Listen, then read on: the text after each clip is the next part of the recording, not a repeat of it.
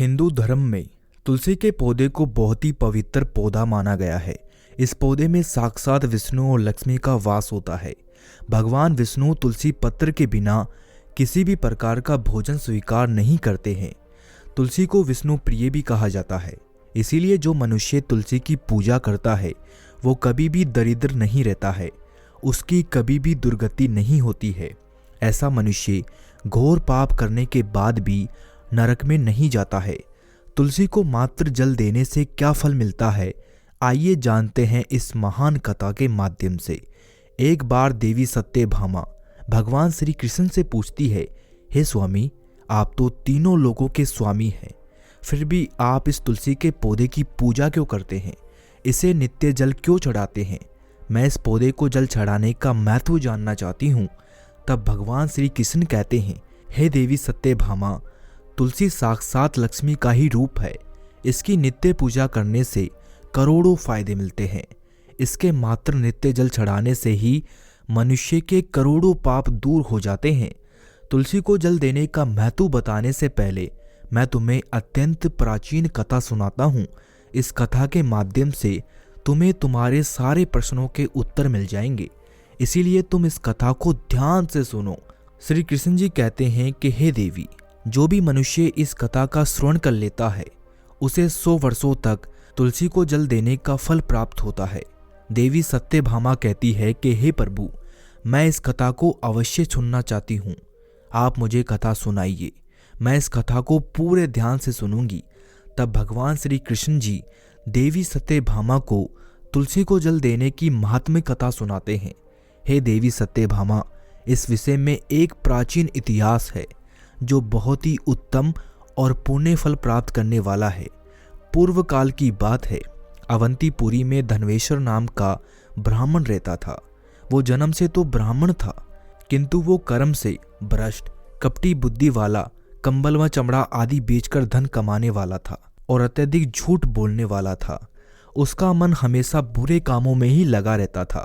वो चोरी, वेश्यागमन तथा जुए में आसक्त रहता था। उसने अपने जीवन में कभी भी पुण्य के काम नहीं किए थे, शास्त्रों का अध्ययन कभी नहीं किया, पूजा पाठ कभी नहीं किया। वो सदैव अपना मन दूसरों के धन पर लगाता रहता था। वो दिन में धन कमाता था तथा रात्रि में वेश्याओं के साथ अपना समय बिताता था। इस प्रकार से वो अत्यंत पापी धनवेश्वर ब्राह्मण अपना जीवन केवल पाप करने से व्यतीत करता था। उसने अपने मुख से कभी भी भगवान विष्णु का नाम नहीं लिया था और न ही कभी देवी देवताओं का पूजन किया था। इस प्रकार उसे पाप करते हुए अनेकों वर्ष बीत गए। फिर वो धनेश्वर ब्राह्मण खरीदारी और बिक्री करने के लिए महस्मतिपुरी जाया करता था। उसी नगर के पास नर्मदा नदी बहती थी। उस स्थान पर स्नान करने के लिए दूर दूर से लोग आया करते थे। फिर वो ब्राह्मण उसी नदी के किनारे एक आश्रम में ठहरता है। उस आश्रम में अनेक विद्वान ब्राह्मण पुराणों का पाठ तथा भगवान विष्णु की स्तुति में मगन रहते थे। वो पाखंड धनेश्वर भी ढोंग करता हुआ वहीं उनके साथ रुक गया। उन विद्वान ब्राह्मणों के साथ रहकर उसे भी श्री हरि विष्णु के नाम सुनने का अवसर मिला। वो उस स्थान पर 1 महीने तक रुका। फिर वहां पर आए नए लोगों ने गायों का पूजन करके ब्राह्मणों को भोजन करवाया, तो उस पापी ब्राह्मण ने भी उनके साथ बैठकर भोजन किया और भगवान के प्रसाद को ग्रहण किया। वहीं पर उस आश्रम में एक तुलसी का पौधा था। वो ब्राह्मण जाने अनजाने में उस तुलसी के पौधे में पानी डालता था। उसके मन में कोई विचार नहीं था कि वो क्या कर रहा है। वो रोज सुबह उठकर पात्र में पानी लेकर तुलसी के पौधे में पानी डालता था। फिर एक दिन वो आश्रम में सोया हुआ था तो उस स्थान पर एक सर्प आ गया और उस सर्प ने उसे गहरी नींद में ही काट लिया। उस पापी ब्राह्मण की नींद में ही मृत्यु हो गई। सुबह जब अन्य ब्राह्मणों ने उसे बेहोश अवस्था में देखा तो उन्होंने उसके मुख में तुलसी पत्र व तुलसी का जल डाल दिया। फिर सभी ब्राह्मणों को पता चल गया कि इसकी मृत्यु हो चुकी है। उस पापी ब्राह्मण की मृत्यु के बाद उस स्थान पर यम के दूत प्रकट हुए और उसे पकड़कर यमलोक ले जाने लगे। रास्ते में जाते हुए ब्राह्मण विलाप करने लगा और यमदूतों से कहने लगा, हे यमदूतों, मुझे कहाँ ले जा रहे हो और मेरी मृत्यु किस कारण हुई है? तब यमदूत कहते हैं, अरे दुष्ट ब्राह्मण, तुमने जन्म से लेकर मृत्यु तक पाप किए हैं। तेरे पापों के कारण ही तुझे एक काले सर्प ने काटा है और अब तेरी मृत्यु हो गई है। अब हम तुझे यमलोक ले जा रहे हैं। वहां पर यमराज तेरे पापों के कर्मों का लेखा जोखा देंगे और निश्चित ही तुझे नरक लोक में डालेंगे। फिर वो ब्राह्मण जोर जोर से विलाप करने लगा और उन यमदूतों से क्षमा याचना करने लगा, किंतु यम के दूतों को उस पर जरा भी दया नहीं आई और वो उसे पीटकर यमलोक लेकर गए। जब यम के दूत उस ब्राह्मण को लेकर यमराज के सामने आए तो यमराज के पास बैठे हुए चित्रगुप्त ने उस ब्राह्मण के जन्म से लेकर मृत्यु तक के कर्मों का लेखा जोखा निकाला और यमराज से कहने लगा कि हे महाराज, इस ब्राह्मण ने तो बचपन से लेकर मृत्यु तक सिर्फ पाप ही पाप किए हैं। इसने कोई पुण्य का काम नहीं किया। ये ब्राह्मण तो पापी है, इसे तो नरक में डाल दिया जाए। फिर यमराज कहते हैं कि हे दूत, जीवन भर पाप करने वाले इस दुष्ट ब्राह्मण को उठाकर ले जाओ और इसे कुंभीपाक नामक नरक में डाल दो। यमराज की आदेश का पालन करते हुए वे यम के दूत हंसते हुए उस पापी ब्राह्मण को लेकर चले गए और उसे मुद्र से पीटने लगे, जिससे उस ब्राह्मण का मस्तक टूट गया और वे उसे कुंभीपाक नामक नरक में लेकर गए। उस भयंकर नरक में खोलते हुए तेल के बड़े बड़े घड़े थे, जिसके नीचे भयंकर अग्नि दधक रही थी। फिर यमराज के दूत ने उस ब्राह्मण को उस खोलते हुए तेल के घड़े में डाल दिया, लेकिन जैसे ही वो ब्राह्मण उस खोलते हुए तेल के घड़े में गिरा तो वो तेल एकदम से बिल्कुल ठंडा हो गया। इस विचित्र घटना को देखकर उस दूत को बड़ा ही अचंभा हुआ। उसने ऐसा पहले कभी नहीं देखा था। उसने कितने ही पापियों को उस घड़े में डाला था, वे सभी उस खोलते हुए तेल में गिरकर छटपटाने लगते थे, लेकिन जैसे ही उस तेल में उस ब्राह्मण को गिराया गया तो वो तेल शांत व शीतल हो गया। इस घटना को देखकर वो यमदूत बहुत ही तेजी से यमराज के पास पहुंचा। यमराज ने पूछा कि क्या बात हुई है, इतनी तीव्र गति से दौड़ते हुए क्यों आ रहे हो, क्या हो गया? इसके बाद वो यमदूत कहता है कि यमराज, आपने जिस ब्राह्मण को कुंभीपाक में डालने को कहा था, जैसे ही हमने उसे कुंभीपाक में डाला वैसे ही नरक की अग्नि बुझ गई और वो खोलता हुआ तेल भी ठंडा व शीतल हो गया। फिर यमराज कहते हैं कि हे दूत, ये तो बड़ी ही विचित्र घटना है, ऐसा तो पहले कभी नहीं हुआ। यमराज विचार कर रहे होते हैं, तभी उस घटना स्थल पर देव ऋषि नारद आ जाते हैं। देव ऋषि नारद को देखकर यमराज बहुत प्रसन्न होते हैं और उनको प्रणाम करके उनका स्वागत करते हैं। फिर यमराज नारद से कहते हैं कि हे देव ऋषि, आप बहुत ही उचित समय पर आए हैं। आज हमने एक बहुत ही पापी ब्राह्मण को कुंभीपाक नरक में गिराया है, लेकिन उसके अंदर पड़ते ही नरक की अग्नि बुझ गई और खोलता हुआ तेल भी शीतल व शांत हो गया।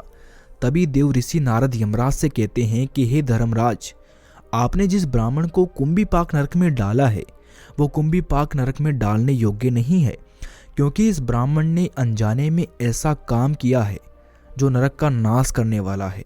जो मनुष्य पुण्य करने वाले लोगों के साथ रहता है उसे उनके पुण्य का भार अवश्य मिलता है, और ये ब्राह्मण तो 1 महीने से भगवान विष्णु के भजनों में रहा है। इस ब्राह्मण ने आश्रम में रहने के साथ नित्य तुलसी को जल अर्पण किया है, इसीलिए ये बहुत ही बड़ा पुण्यवान बन गया है। इसके समस्त पाप धुल चुके हैं। ये ब्राह्मण अब विश्वलोक जाने का अधिकारी बन गया है। इस ब्राह्मण ने जाने अनजाने में ही इतना पुण्य कमाया है जो जन्म जन्मांतर तक मनुष्य को प्राप्त नहीं होता है। इसीलिए आप इसे नरक में ना पकाओ।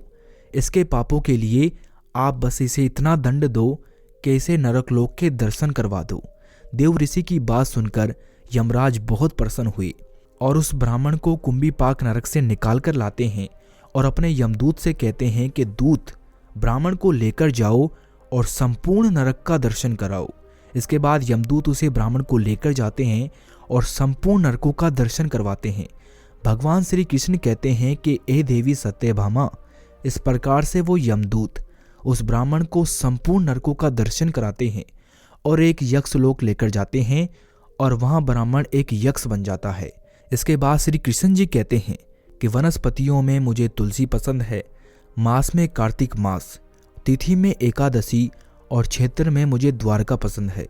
इसीलिए जो मनुष्य नित्य तुलसी की पूजा करता है, तुलसी को जल देता है, वो मुझे सबसे प्रिय है। उस मनुष्य की कभी दुर्गति नहीं होती है, वो कभी भी नरक में नहीं गिरता है। जिन घरों में तुलसी का पौधा सदैव हरा भरा रहता है, उस घर में हमेशा सुख शांति और समृद्धि बनी रहती है।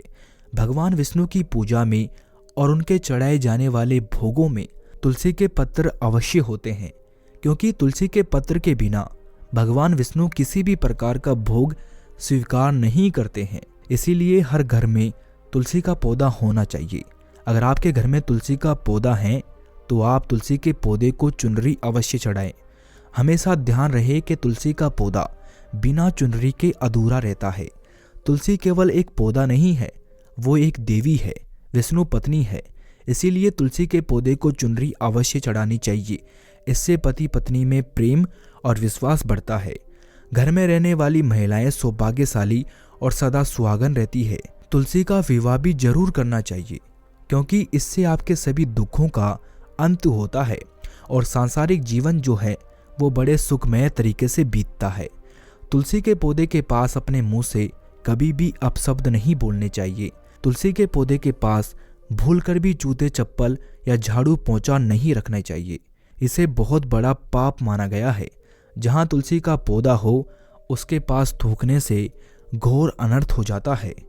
तुलसी के पौधे के पास पानी से भरा पत्र भी नहीं रखना चाहिए और दीपक को जलाने के बाद उसे बुझ जाने के बाद उस दीपक को उसके पास नहीं रखना चाहिए, क्योंकि तुलसी के नीचे बुझा हुआ दीपक रखना अशुभ माना जाता है। जिस भी स्थान पर तुलसी का पौधा होता है उसे स्थान को हमेशा स्वस्थ रखना चाहिए। इसीलिए तुलसी के पौधे के आसपास साफ सफाई का ध्यान रखें। तुलसी जी के पौधे में शिवलिंग या फिर गणेश जी की प्रतिमा नहीं रखनी चाहिए। तुलसी जी के पौधे के गमले में किसी भी प्रकार का अन्य पौधा लगाना भी अशुभ माना जाता है। तुलसी के पौधे के पास कपड़े भी नहीं सुखाने चाहिए, क्योंकि कपड़ों का गंदा पानी तुलसी के पौधे को लग सकता है। ध्यान रहे, तुलसी के पौधे को नाखून से नहीं तोड़ना चाहिए, इससे घोर पाप होता है और तुलसी के पौधे का अपमान होता है। अगर तुलसी के पौधे के पत्ते टूटकर सूख जाते हैं तो उन्हें कचरे में नहीं फेंकना चाहिए, उन्हें वहीं तुलसी के नीचे मिट्टी में दबा देना चाहिए। रविवार के दिन तुलसी के पत्ते नहीं तोड़ने चाहिए और रविवार के दिन तुलसी के पौधे पर जल भी नहीं चढ़ाना चाहिए। इसके अलावा अन्य वार को बिना चूके सुबह तुलसी के पौधे को जल देना चाहिए और शाम के समय एक दीपक तुलसी के पौधे पर लगाना चाहिए। अक्सर महिलाएं स्नान करने के बाद खुले बाल ही तुलसी के पौधे को जल देती है। ऐसा आपको कभी नहीं करना चाहिए, ये बिल्कुल गलत है। महिलाओं को हमेशा अपने बाल बांधकर और माथे पर सिंदूर लगाकर ही तुलसी के पौधे को जल देना चाहिए। इससे आपको आशीर्वाद प्राप्त होता है। तुलसी के पौधे के लिए शमशान की मिट्टी या फिर गंदे स्थान की मिट्टी का प्रयोग कभी नहीं करना चाहिए। इससे तुलसी माँ रूठ जाती है और सूखने लगती है। तुलसी का पौधा कभी भी गंदे स्थान पर नहीं लगाना चाहिए, जैसे नाली के पास या फिर बाथरूम के पास तुलसी का पौधा कभी नहीं रखना चाहिए, अन्यथा गंदा पानी तुलसी के पौधे में गिर सकता है, जो बहुत ही अशुभ माना जाता है। घर में कभी भी तुलसी का पौधा सूखना नहीं चाहिए। शास्त्रों के मुताबिक तुलसी का पौधा सूखने का मतलब होता है अकाल मृत्यु। यानी अगर आपके घर का तुलसी का पौधा सूख जाता है तो ये अकाल मृत्यु को संकेत देता है। घर में अगर तुलसी का पौधा सूख जाए तो घर की सुख समृद्धि नष्ट हो जाती है। तुलसी के सूखे हुए पौधे में माँ लक्ष्मी का वास नहीं होता है और मासिक चक्र के दौरान महिलाओं को तुलसी के पौधे में पानी नहीं देना चाहिए। ऐसी स्थिति में तुलसी के पौधे को स्पर्श करना भी पाप माना जाता है। तुलसी को बिना स्नान किए जल नहीं देना चाहिए और पैरों में चप्पल आदि पहनकर भी तुलसी में जल नहीं डालना चाहिए। तुलसी को जल देते समय ध्यान रहे कि वो जल आपके पैरों पर ना पड़े, इससे तुलसी का अपमान होता है। श्री कृष्ण कहते हैं कि नित्य तुलसी के दर्शन से मनुष्य को स्वर्ग की प्राप्ति होती है और तुलसी पत्र के सेवन से ही उसके सभी पाप नष्ट हो जाते हैं। तुलसी का पौधा हमेशा घर के सामने लगाना चाहिए।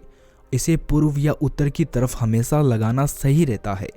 तुलसी के पास मरुस्थलीय पौधे रखना बिल्कुल अशुभ माना जाता है। ऐसे पौधे से नकारात्मक ऊर्जा निकलती है। शास्त्रों में कहा गया है कि जिन पौधों में हरी भरी कलियों की उत्पत्ति ना हो और उनके स्थान पर कांटे निकलते हो तो ऐसे पौधे को तुलसी के पौधे के पास कभी भी नहीं रखना चाहिए। शास्त्रों में केले के पौधे का विशेष महत्व बताया गया है। अगर तुलसी के पौधे के पास केले के पौधे को लगा देते हैं तो इससे आपको और भी ज़्यादा लाभ और फायदे मिलेंगे। केले के पौधे में भगवान विष्णु का वास होता है। इसे तुलसी के पास लगाने से घर में सुख समृद्धि आती है। तुलसी के पौधे में शालिग्राम भी अवश्य रखना चाहिए। तुलसी के पौधे के पास शालिग्राम रखने से तुलसी के पौधे का और भी ज़्यादा लाभ आपको देखने को मिलता है। शालिग्राम भगवान विष्णु का निराकार रूप माना जाता है। ये काले रंग का पत्थर होता है जिसे विलक्षण और मूल्यवान माना जाता है। अगर आप इसे तुलसी के गमले में रखेंगे तो आपके घर से नकारात्मक ऊर्जा पूरी तरह नष्ट हो जाएगी। घर में एक ही शालिग्राम की पूजा करनी चाहिए। पुराणों में कहा गया है कि भगवान विष्णु की मूर्ति से अच्छा है कि आप शालिग्राम की पूजा करें। शालिग्राम पर चंदन लगाकर उसे एक तुलसी के पत्थर पर रखना चाहिए। प्रतिदिन शालिग्राम को पंचामृत से स्नान करवाना चाहिए। ऐसा करने से सभी जनों के पाप नष्ट होते हैं। शालिग्राम सात्विकता और सकारात्मकता का प्रतीक होता है। तो दोस्तों, इस प्रकार से श्री कृष्ण ने देवी सत्यभामा को तुलसी के पौधे को जल देने का महत्व बताया और घर में तुलसी के पौधे को लगाने के नियम बताए।